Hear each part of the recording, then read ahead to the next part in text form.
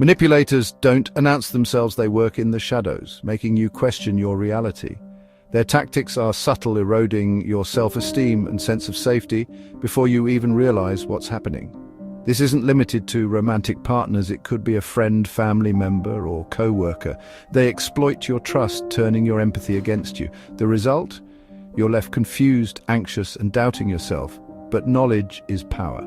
Once you spot the patterns, their tricks lose their hold. You become an active observer, not a passive victim. Recognizing manipulation is the first step to reclaiming your peace. Today, I'll show you the clearest signs so you never fall for them again. Let's get started. The first sign, twisting your words. It's a subtle, calculated move to make you look unreasonable or irrational. You bring up a legitimate concern like, "I felt hurt when you didn't call," and suddenly they reply, "So I am a terrible partner now?" Your genuine feelings are warped into baseless accusations, putting you on the defensive. Over time, this erodes your confidence. Recognize this is a control tactic, not a communication problem. Calmly repeat your original statement. "That's not what I said." Hold your ground. If someone consistently distorts your words, it's a major red flag. Your feelings are valid and your voice deserves to be heard. The next sign, guilt as a weapon. It's a subtle yet powerful tool used to manipulate your actions and decisions. It often starts with seemingly harmless statements, but the underlying intention is to make you feel responsible for someone else's feelings or outcomes. Manipulators are experts at guilt tripping. They know exactly which buttons to push. They are masters at using your empathy against you. They prey on your natural desire to be a good and caring person. They'll say, "I guess my feelings don't matter," implying that your actions have directly caused their unhappiness, or, "After all I've done for you, this is how you treat me." This statement attempts to invalidate your needs and boundaries by suggesting you are ungrateful. It's not about genuine hurt, it's a calculated move. It's about making you feel responsible for their happiness, placing an unfair burden on your shoulders. You start associating your boundaries with causing them pain, creating a mental block against asserting your needs. Saying no becomes harder. Each time you attempt to prioritize yourself, the guilt intensifies, so you just say yes to avoid the guilt, sacrificing your own well-being in the process. This tactic targets caring people, those with a strong sense of empathy and compassion, those who hate being the bad guy and will go to great lengths to avoid conflict or disappointing others. The manipulator paints themselves as the victim, creating a narrative where they're constantly wronged or overlooked, making you feel selfish for prioritizing your needs, as if your well-being is a direct threat to their happiness. The result? Constant anxiety, a persistent feeling of unease and worry, apologizing for things that aren't your fault and walking on eggshells, constantly monitoring your behavior to avoid triggering their disapproval. It's emotional blackmail, a coercive tactic that uses your emotions against you. Healthy relationships are built on mutual respect, not guilt, where both individuals feel valued and understood. To break free, tolerate their disapproval, accept that they may not always agree with your choices. Recognize the guilt is manufactured. It's a tool they are using to control you, not a natural consequence of your actions, but a deliberate attempt to manipulate you.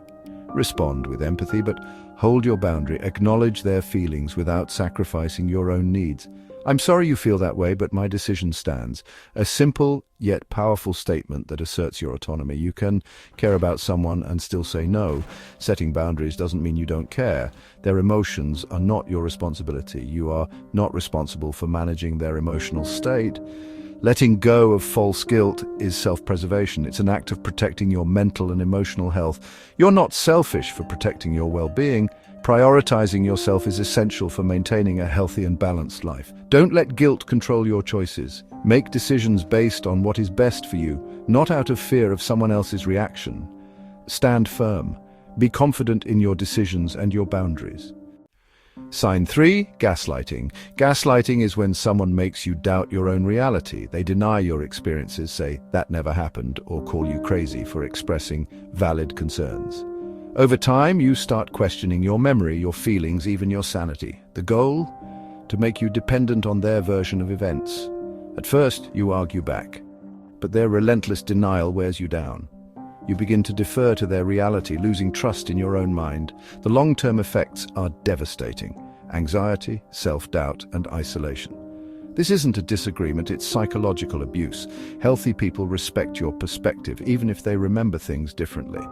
To fight gaslighting, keep a journal of events and feelings. This isn't for confrontation, it's your anchor to reality. Confide in someone you trust outside the dynamic. Hearing, "You're not overreacting," can be a lifeline. Don't let anyone make you doubt your sanity for their control. Your reality is valid. Trust your perception. You're not alone. Hold on to your truth. The fourth sign, playing the victim. This is a classic manipulation tactic often used to evade responsibility and garner sympathy. It's a way of shifting blame and making you feel guilty for even questioning their actions. Manipulators flip the script, making themselves the injured party no matter what. They excel at twisting situations to paint themselves as the wronged individual, regardless of the reality of the situation. It's a masterful display of deflection. You confront them about their behavior, armed with facts and a desire for resolution. And suddenly, inexplicably, you're the one apologizing. You find yourself comforting them, questioning your own perceptions, and feeling immense guilt. They deflect with, "I can't believe you'd accuse me," their voice dripping with wounded innocence, or "I'm under so much pressure," implying that their bad behavior is a direct result of external stressors, excusing their actions. The conversation shifts, subtly but surely, from their actions to your supposed insensitivity and lack of understanding. Their pain becomes a shield, a seemingly impenetrable barrier against any form of accountability or responsibility. Your empathy is triggered, as it naturally would be when someone expresses distress, and you end up comforting them, offering reassurance and support instead of addressing the core issue at hand. The problem remains unresolved, buried beneath layers of emotional manipulation. Over time, you learn that bringing up problems, expressing your concerns, or setting boundaries only leads to drama, emotional outbursts, and overwhelming guilt on your part. You stop holding them accountable. You begin to avoid confrontation altogether, all to avoid their predictable emotional theatrics.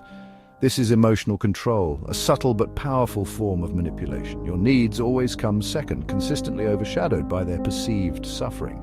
In their story, they're the perpetually misunderstood underdog, and you, unfortunately, are cast as the insensitive antagonist.